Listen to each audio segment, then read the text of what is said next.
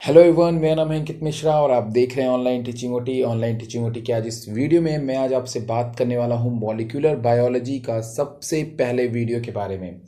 आज इस वीडियो में हम लोग बात करने वाले हैं न्यूक्लिक एसिड के बारे में। न्यूक्लिक एसिड जो है हमारे लेक्चर का सबसे पहला वीडियो ये इसलिए है क्योंकि अगर आप न्यूक्लिक एसिड के बारे में नहीं जानेंगे तब तक आपको डीएनए के बारे में कुछ खास समझ में नहीं आएगा।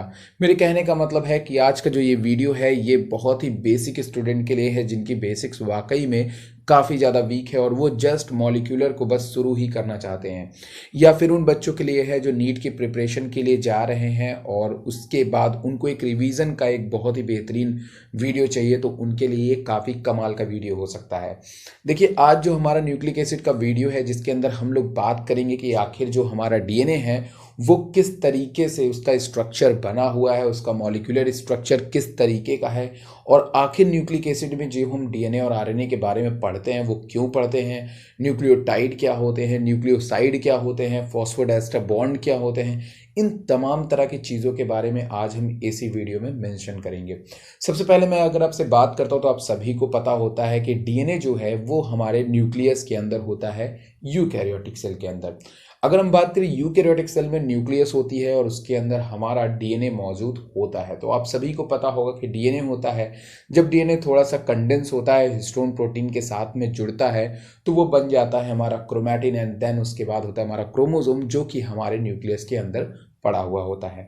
अब आप सभी को पता है कि आखिर ये जो डीएनए है ये एक जेनेटिक मटेरियल है, लेकिन बहुत सालों पहले 1860 में जो हमारे फ्रेडरिक मिशर नाम के एक साइंटिस्ट थे उनको ये बात, और उस समय तक ये बात पता भी नहीं थी, और फ्रेडरिक मिशर ने इनको जो है पस सेल से, मतलब डेड सेल होती हैं ये पस सेल, जैसे मवाद होता है हमारा उसी तरीके की ये सेल होती हैं, उनसे आइसोलेट किया इनको, और उसको आइसोलेट करने के बाद उन्होंने जो सेल को आइसोलेट किया, डेड सेल को, और जिनमें से उन्होंने न्यूक्लिक एसिड को निकाला, जो जिसके बारे में नाम अभी तक उसका रखा नहीं गया था न्यूक्लिक एसिड, उस समय जो भी मटेरियल उन्होंने निकाला उसको निकाल करके उन्होंने उसको न्यूक्लिन नाम दे दिया। क्या नाम दे दिया? न्यूक्लिन। मतलब न्यूक्लिक एसिड को सबसे पहले जो आइसोलेट किया गया था वो पस सेल से किया गया था, और उसको किसने किया था? फ्रेडरिक मिशर ने किया था। फ्रेडरिक मिशर ने इतना काम तो कर दिया और उसको न्यूक्लिन नाम दिया। क्या नाम दिया? न्यूक्लिन नाम दिया। और सौभाग्य से उन्होंने जो वो न्यूक्लियस से निकाला हुआ था, ठीक है, वो डीएनए था, क्योंकि न्यूक्लिक एसिड के अंदर हम लोग डीएनए भी पढ़ते हैं और आरएनए भी पढ़ते हैं, दोनों न्यूक्लिक एसिड ही हैं हमारे, ठीक है ना। तो उन्होंने जो निकाला वो डीएनए को निकाला था, ठीक है। उसके बाद क्या हुआ कि कौशल नाम के साइंटिस्ट आए, उन्होंने इस पे और ज़्यादा रिसर्च की और ज़्यादा इसके बारे में बताया, और जैसे उनको ये पता चला कि ये एसिडिक प्रॉपर्टी है, एक साइंटिस्ट है जिनका नाम था अल्टमान, इन्होंने आकर के उसे न्यूक्लिक एसिड नाम दे दिया। मेरे कहने का इतना मतलब है कि इसके बारे में पता लगाया, इसको आइसोलेशन का सारा काम किसने किया? हमारे फ्रेडरिक मिशर जी ने किया, सबसे पहले जिन्होंने खोजा, इसकी डिस्कवरी की। उसके बाद इसकी एसिडिक प्रॉपर्टी कौशल जी ने बताई, एंड देन इसको न्यूक्लिक एसिड नाम दिया अल्टमान जी ने। तो इस तरीके से इनकी एक डिस्कवरी आई। अब मैं आपको एक मोटी मोटी बात, आप सभी ने जो है बहुत दफ़े आपने पढ़ा होगा ऑरिजिन ऑफ लाइफ के बारे में कि हमारी जो पृथ्वी है उसका जन्म कैसे हुआ। फिर आप इस निष्कर्ष पर पहुँचते, बहुत सारी theory, bang theory, operon theory, फिर आप इस निष्कर्ष पर पहुँचते हो स्टैनले मिलर का एक्सपेरिमेंट, अगर आपने कभी सुना होगा तो।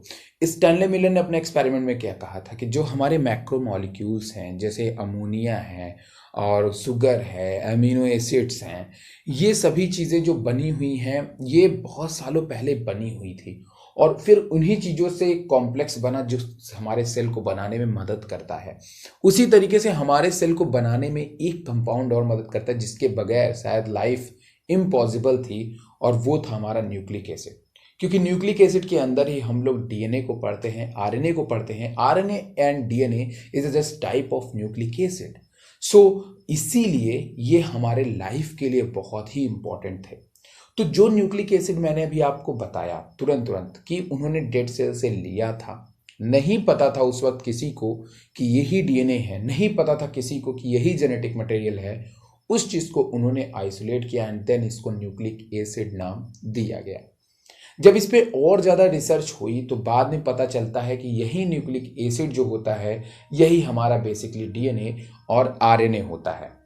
और बाद में फिर उसके बाद वाटसन जी ने डीएनए का डबल हेलिक्स मॉडल दिया। अब हम बात करते हैं डीएनए पे, हम लोग आ गए, ठीक है। न्यूक्लिक एसिड बेसिकली दो तरह के होते हैं, एक होता है डीऑक्सीराइबोन्यूक्लिक एसिड जिसे हम लोग डीएनए के नाम से जानते हैं, और एक होता है हमारा राइबोन्यूक्लिक एसिड जिसे हम लोग बेसिकली आरएनए के नाम से जानते हैं। अभी जो डीएनए होता है हमारा और जो आरएनए होता है, इनका अपना एक स्ट्रक्चर होता है। मेरे कहने का मतलब ये है कि इसी चीज को डीएनए की अगर मैं बात करूं तो डीएनए का सबसे पहले जो स्ट्रक्चर दिया वाटसन, डबल हेलिक्स वाला, वाटसन क्रिक ने, उस स्ट्रक्चर के अंदर जैसा वो आपको बहुत स्मूथ बगल में दिख रहा होगा ना, यही वाला स्ट्रक्चर, ये स्ट्रक्चर बेसिकली जब आप इसका मॉलिक्यूलर फॉर्म देखेंगे तो यहाँ पे जगह जगह पे छोटे छोटे मॉलिक्यूल्स आपस में मिल करके एक डीएनए बनाते हैं जो आपको इतना स्मूथ दिखता है। मैं आज उसी स्ट्रक्चर की बात करूंगा। देखिए, जस्ट एक इमेजिन के तरफ अगर मैं बात करूं तो जैसे कि मान लो कि मैं आपको अगर कह दूं कि एक धागा हो, एक धागे में बहुत सारे मोती जड़े हुए हों, ठीक है ना, तो बिल्कुल एक सीध में, तो वो जो मोती होते हैं ना, वही हमारे न्यूक्लियोटाइड होते हैं। क्या होते हैं, नाम याद रखिएगा, न्यूक्लियोटाइड होते हैं। और जब कई मोती बनते हैं तो माला बनती है, उसी तरह कई न्यूक्लियोटाइड जुड़ते हैं तो हमारा डीएनए की बैकबोन बनती है, मतलब हमारा डीएनए बनता है। मेरे कहने की मोटी मोटी बात ऐसी है कि जो आप डीएनए का ऐसे एक स्मूथ सा ऐसी लाइन देख रहे हो ना, ये लाइन नहीं है, इसमें जगह जगह पे न्यूक्लिक एसिड जो होते हैं वो मौजूद होते हैं। अब न्यूक्लियोटाइड मौजूद होते हैं, जो आपको ऐसा स्मूथ सा दिखाई दे रहा है ना, इसी में जगह जगह पे हमारे न्यूक्लियोटाइड मौजूद होते हैं। न्यूक्लियोटाइड जो होते हैं यहाँ पे, जब हम एक चेन की बात करते हैं जिसमें कई छोटे छोटे मॉलिक्यूल जुड़ते हैं तो उसको हम लोग पॉलीमर कहते हैं। क्या कहते हैं, पॉलीमर कहते हैं। उसी तरह हमारा जो डीएनए है वो कई न्यूक्लियोटाइड से मिलकर के बना हुआ है, इसलिए हम इसको पॉलीन्यूक्लियोटाइड भी कहते हैं, क्योंकि ये न्यूक्लियोटाइड के कई मोनोमर से मिलकर के बना होता है। मोनोमर मतलब एक न्यूक्लियोटाइड, तो जब कई न्यूक्लियोटाइड हो गए तो पॉलीमर। अब न्यूक्लियोटाइड क्या होता है? न्यूक्लियोटाइड बेसिकली हमारा sugar, phosphate and nitrogenous base, sugar, phosphate and nitrogenous base, इन तीन चीजों से मिलकर के हमारा न्यूक्लियोटाइड बनता है। तो कोई अगर आपसे पूछे कि व्हाट इज न्यूक्लियोटाइड, तो न्यूक्लियोटाइड जब हमारा शुगर, फॉस्फेट और नाइट्रोजनस बेस आपस में जुड़ते हैं तो हम इसको कहते हैं, ठीक है ना, न्यूक्लियोटाइड। और जब यही कई न्यूक्लियोटाइड मत जुड़ते हैं, मतलब जब कई शुगर ऐसे लाइन से जुड़े हैं, कई फॉस्फेट लाइन से जुड़े हैं, कई नाइट्रोजन बेस लाइन से जुड़े डीएनए में, तो ये होता है पॉलीन्यूक्लियोटाइड। कैसे जुड़ता है, बगल वाले डायग्राम में देखिए। सबसे पहले आप देखिए, जो हमारा पेंटोस शुगर होता है, सबसे पहले शुगर में देखिए 5 कार्बन का शुगर आपको दिख रहा होगा, पेंटागोनल टाइप का। उसमें जो हमारा 5वें नंबर वाला जो कार्बन है और इसी नाइट्रोजनस बॉन्ड जुड़ा होता है।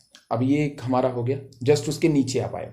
अब जब हमारा, जैसे कि मैंने क्या कहा, मोती है ना, मोती, तो एक मोती चढ़ गया, मतलब मैंने एक न्यूक्लियोटाइड अभी ला लिया है जिसके 5 प्राइम पे फॉस्फेट है और 3 प्राइम पे OH है, नीचे OH है और ऊपर फॉस्फेट है, ठीक है। अब जो दूसरा न्यूक्लियोटाइड आया तो दूसरे न्यूक्लियोटाइड का जो 5 प्राइम वाला जो फॉस्फेट था वो पहले न्यूक्लियोटाइड के 3 प्राइम वाले OH के साथ में बॉन्ड बनाएगा, और फिर उसके बाद इसका जो नीचे वाले का जो 3 प्राइम OH है वो खाली छूट जाएगा। फिर एक न्यूक्लियोटाइड आएगा और फिर वो 5 प्राइम से ऊपर वाले के 3 प्राइम OH के साथ में बॉन्ड बनाएगा और अपना OH छोड़ देगा। इस तरीके से एक सीक्वेंस बनता जाता है 5 प्राइम फॉस्फेट से 3 प्राइम OH के बीच में। इसी तरीके से एक सीक्वेंस बनता चला जाता है, और यही सीक्वेंस जो है बनता बनता एक सिंगल स्ट्रैंड बनता है। क्या बनता है? सिंगल स्ट्रैंड बनता है। तब आप कहोगे सर डीएनए तो डबल स्ट्रैंड होता है। यस, डीएनए डबल स्ट्रैंड भी होता है और एंटी पैरेलल भी होता है। डबल स्ट्रैंड कहने का मतलब ये है कि इसके पास 2 स्ट्रैंड होते हैं। जैसे मैंने अभी जो आपके सामने एक सीध में बनाया वो क्या था, एक स्ट्रैंड बनाया। इसी तरह सेम इसी तरीके से हमारा दूसरा स्ट्रैंड भी बनता है, लेकिन अब की बार वहां पे जो न्यूक्लियोटाइड होता है वो उल्टा हो जाता है। क्या हो जाता है? उल्टा हो जाता है, क्योंकि हमारा डीएनए होता है एंटी पैरेलल। एंटी पैरेलल का मतलब होता है कि अगर मैं कह दूं कि ये मोबाइल फोन का ये जो हिस्सा है अगर ये ऐसा है तो दूसरी तरफ जो इसका मैं दूसरा इस तरह से रखूं वो कैसा होगा, ऐसा होगा। मतलब कहने का मतलब दोनों सेम इक्वल साइज के होंगे, लेकिन अपोजिट डायरेक्शन में होंगे। मतलब अगर इसका एक हिस्सा 5 प्राइम रहेगा, इसका एक हिस्सा क्या रहेगा, 3 प्राइम है। अगर इसका एक हिस्सा मैंने क्या माना, 5 प्राइम माना।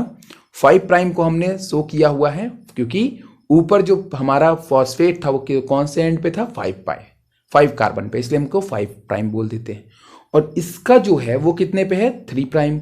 OH है, नीचे क्या था, OH था, तीसरे नंबर कार्बन, इसको 3 प्राइम बोल देते हैं।